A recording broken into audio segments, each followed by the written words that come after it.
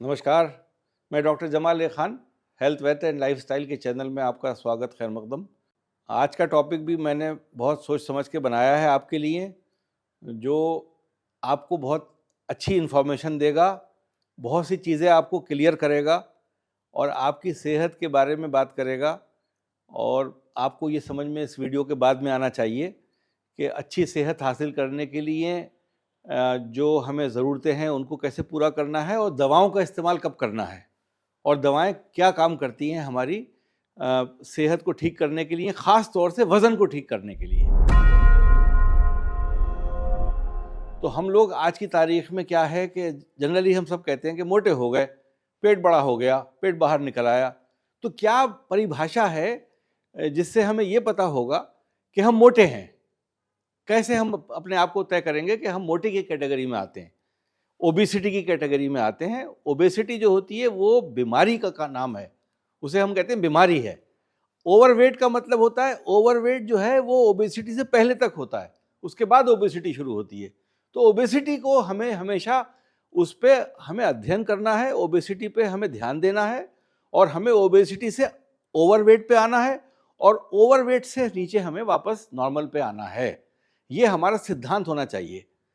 तो पहले हम ये बताएं कि हमारा क्या नॉर्मल वेट है, हम कैसे कैलकुलेट करते हैं कि हमारा सही वज़न कितना होना चाहिए। इसमें दो चीज़ें लेते हैं हम।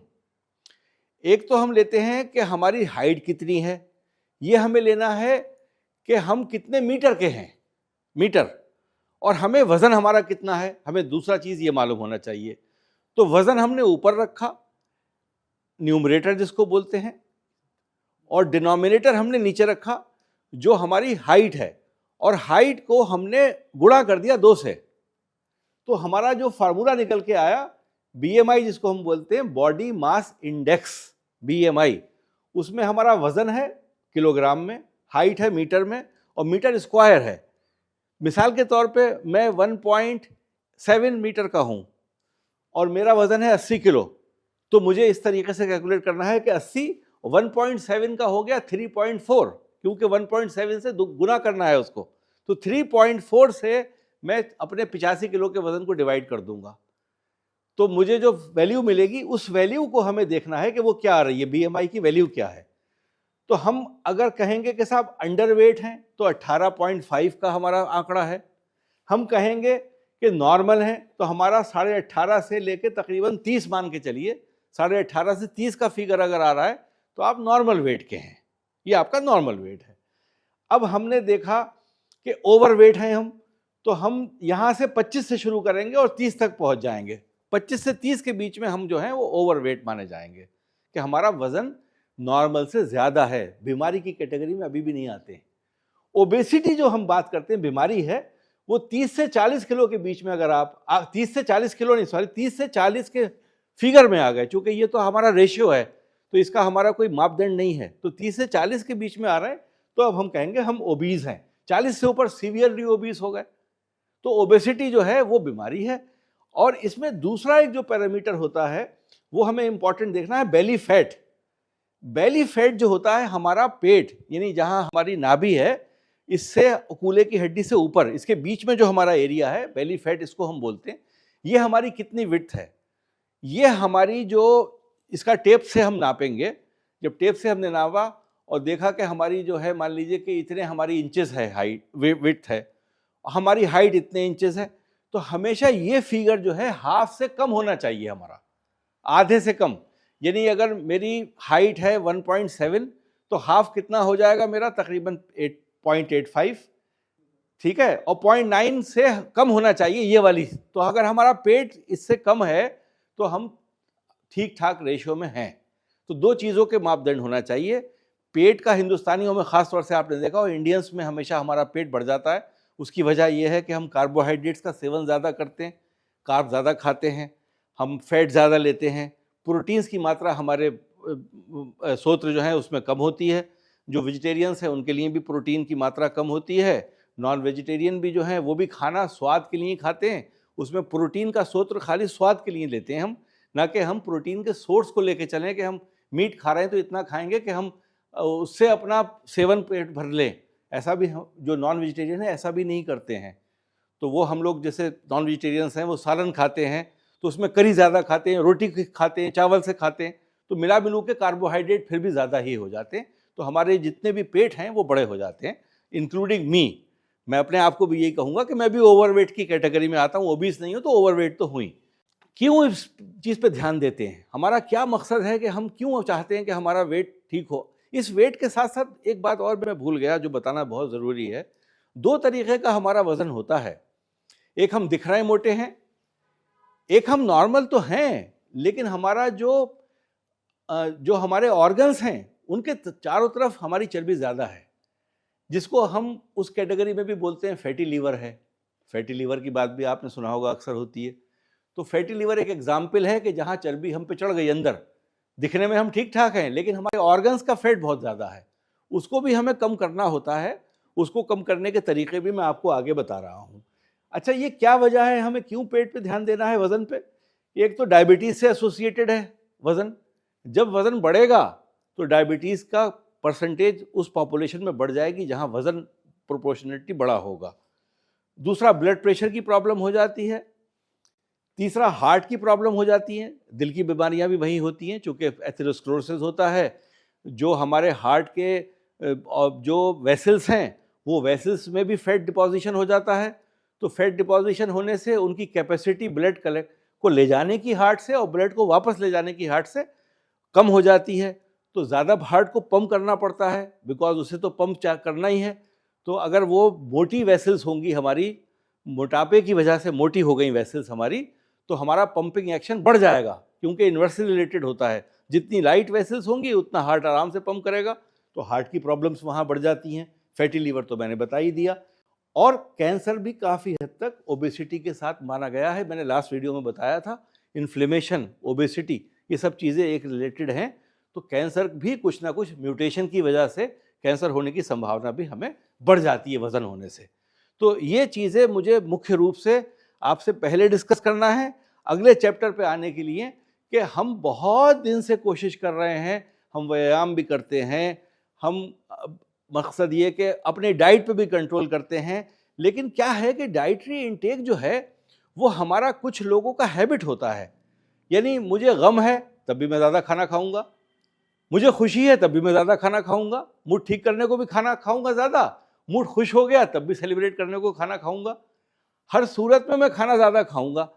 और मैं ये भी नहीं देखूंगा ध्यान के कैलोरी कितना है इसमें, जो कि हम भारतीयों को या हम लोगों को ख़ास तौर से, हम जो अब डेवलप हो रहे हैं, उन्हें कैलोरी का मात्रा का डेफिनेशन नहीं मालूम है कि मैं कौन सी मिठाई खाऊं तो जिसमें कैलोरी कम हो लेकिन मीठा भी मुझे मिल जाए। तो मैं गुलाब जामुन खाऊंगा, उसकी कैलोरी बहुत ज़्यादा है। तो कैलोरी इनटेक से भी हमारा ताल्लुक बीएमआई का है। जितनी कैलोरी आप ज़्यादा खाएंगे उतना ही आपका बीएमआई ख़राब होता चला जाएगा। अच्छा, ये क्रेविंग जो होती है शुगर की या खाने की, इसका विशेष सर्किल है भाई।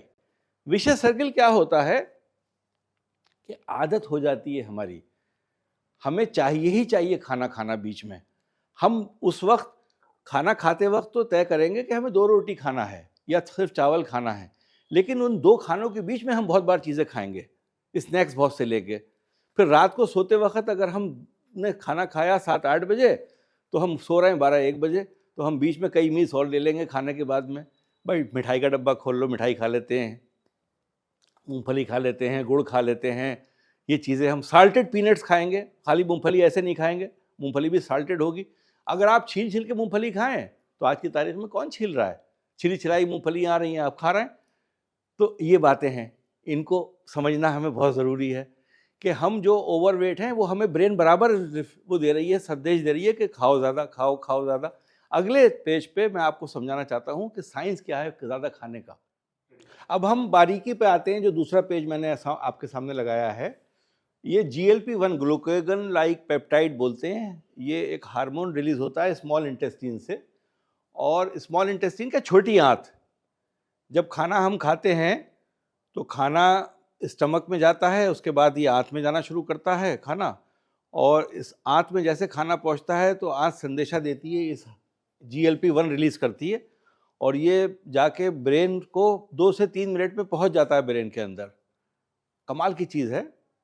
साइंस देखिए, कुदरत देखिए, अल्लाह देखिए, भगवान देखिए, क्या बनाया है हमें इंसान को। और जैसे ये ऊपर पहुंचेगा और ब्रेन में जाएगा तो संदेशा मिलता है ब्रेन से बॉडी को कि इंसुलिन रिलीज करना शुरू करो। पैंक्रियाज जो है इंसुलिन सीक्रेट करने लगता है कि खाना जो है आने लगा, इसको पाचन के लिए हमें इंसुलिन देना है, और जो भूख का संदेशा होता है वो कम होने लगता है। तो ये साइंटिस्ट ने पता किया कि GLP-1 जो है ये सिर्फ 2-3 मिनट काम करता है। 2-3 मिनट का संदेशा है, उसके बाद खत्म हो गया। अगर ये संदेशा हम फिर से लेना चाहेंगे तो फिर खाना खाना पड़ेगा हमें, क्योंकि वो तो खत्म हो गया। GLP-1 तो थोड़ी देर को रिलीज हुआ था, तो 2 घंटे बाद फिर भूख लगेगी, फिर GLP-1 रिलीज होगा, फिर वो एक संदेशा देगा। तो क्यों ना ऐसा करें कि GLP-1 को कंटिन्यूअसली थोड़ा थोड़ा सीक्रेट करते रहें। क्या ऐसा कोई दवा हो सकती है कि जो GLP-1 जो है वो सीक्रेट होता रहे और संदेशा ब्रेन को जाता रहे कि मैं भूखा नहीं हूं, और इंसुलिन हल्के हल्के रिलीज होती रहे? तो डायबिटीज के लिए ये दवाई बनाई गई थी, 2 इंजेक्शन, जिसको आपने सुना होगा, आज की तारीख में बहुत से लगाते हैं। ओजेम्पिक नाम का है, बाहर से खरीदते थे पहले लोग, और जो पैसे वाले थे वो बाहर जाके लगवाया करते थे, हिंदुस्तान में अवेलेबल नहीं था। और मोंजारो, दूसरा जो मोंजारो है, विगॉय है। तो मोंजारो जो है वो ओबेसिटी के लिए तय पाया गया, विगॉय जो है वो क्रॉनिक वेट मैनेजमेंट के लिए पाया गया। मोंजारो यूज करने लगे ओबेसिटी के लिए। तो ये क्या होता है, इंजेक्शन की फॉर्म में आता है। लेकिन आपको मैं ये बात बता दूं कि आप खरीद के लगवाना मत शुरू कर दीजिएगा।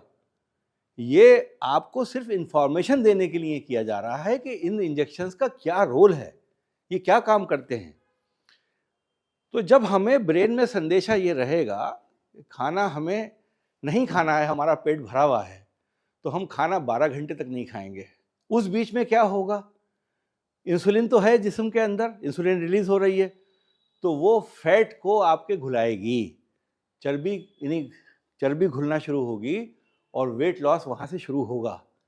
टारगेट हमें रखना है पहले 3 महीने में 15% बॉडी वेट, अगले 3 महीने में 5-7% बॉडी वेट, 6 महीने में बस 20% बॉडी वेट लेके चलिए, साल भर में 25% 30% बॉडी वेट आपका कम हो जाए। उतना ही BMI का खेल होता है हमारे जिस्म में, उससे ऊपर नहीं जाना है। हफ्ते हफ्ते इंजेक्शन लेना होता है, हफ्ते में एक। इसकी क्वांटिटी, मिकदार जिसको कहते हैं, वो भी बहुत कम से शुरू करते हैं, 1 मिलीग्राम। सबक्यूटेनियस होता है, पेन की तरह मिलता है, जैसे इंसुलिन के पेन मिलते हैं ऐसे इंजेक्शन का पेन मिलता है। अब हिंदुस्तान में अगले साल में मार्च अप्रैल तक ये जेनेरिक फॉर्म में आना शुरू हो जाएगा। अभी तो 10-20 हज़ार रुपये महीने का इलाज है, फिर उसके बाद हल्का हो जाएगा, सस्ता हो जाएगा। और ये एक अच्छी चीज़ है, लेकिन ये विद कॉशन है। इसमें एक ब्लैक बॉक्स वार्निंग भी है कि किन लोगों को लेना चाहिए, किन लोगों को नहीं लेना चाहिए। जो लोग पैंक्रेटाइटिस के शिकार होते हैं, पैंक्रेटाइटिस का मतलब होता है पैंक्रियास का इन्फ्लेमेशन। पैंक्रियास में कभी सूजन आ गई थी और मैं परेशान हो गया था और मैं अस्पताल में भी एडमिट हुआ, उनके लिए बिल्कुल मना है, वो ले ही नहीं सकते इस इंजेक्शन को।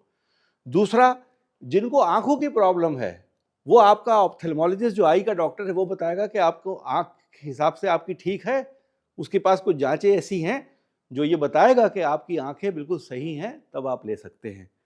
तीसरा इसका साइड इफेक्ट होता है कि ये गॉल स्टोन्स करने में भी माहिर है, यानी गॉल ब्लैडर में स्टोन्स हो जाएंगे, क्योंकि वहाँ पर जब हमारा फैट घुलेगा, गॉल ब्लैडर के अंदर भी जो लेयर होती है वो फैटी होती है, उसके घुलने से भी स्टोन फॉर्मेशन होने की संभावना बढ़ जाती है, वो भी ध्यान देना है।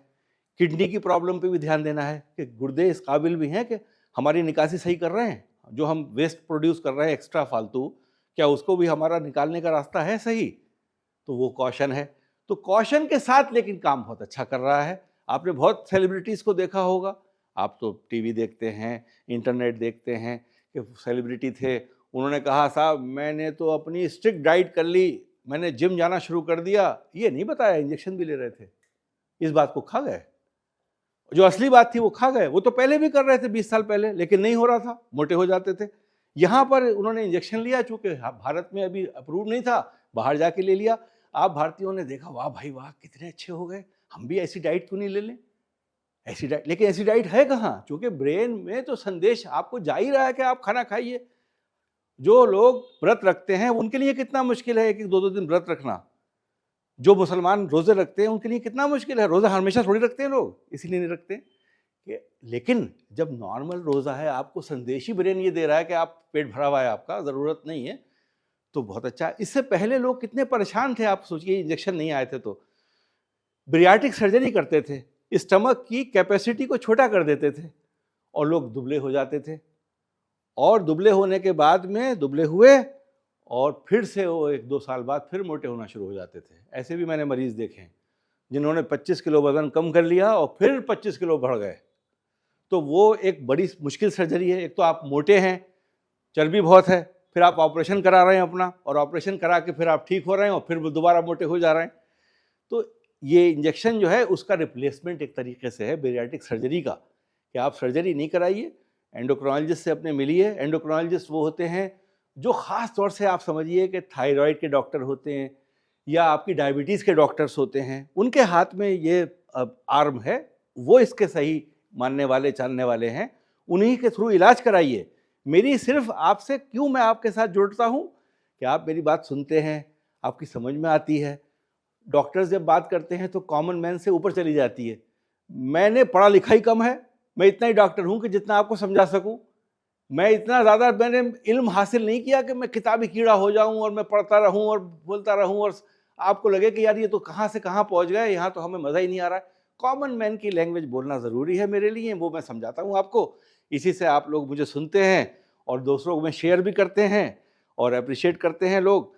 और मैं यही चाहूँगा कि आप सुनते रहें हमें और हमें हौसला दें, हमारे ऊपर कमेंट्स लिखें। पिछली बार मैंने देखा बड़े अच्छे कमेंट्स लिखे थे। तो इन सब बातों के साथ जो है मैं आपसे विदा लेता हूँ और आज्ञा दें मुझे, और फिर इंशाल्लाह आपके साथ नया वीडियो बना के फिर नया चीज़ें आपको नॉलेज दूंगा, ज्ञान दूंगा। आप सबके दिन शुभ हो, आपके घर माहौल अच्छे रहें, खुश रहें और आप लोगों की सेहतें अच्छी रहें। नमस्कार, जय हिंद।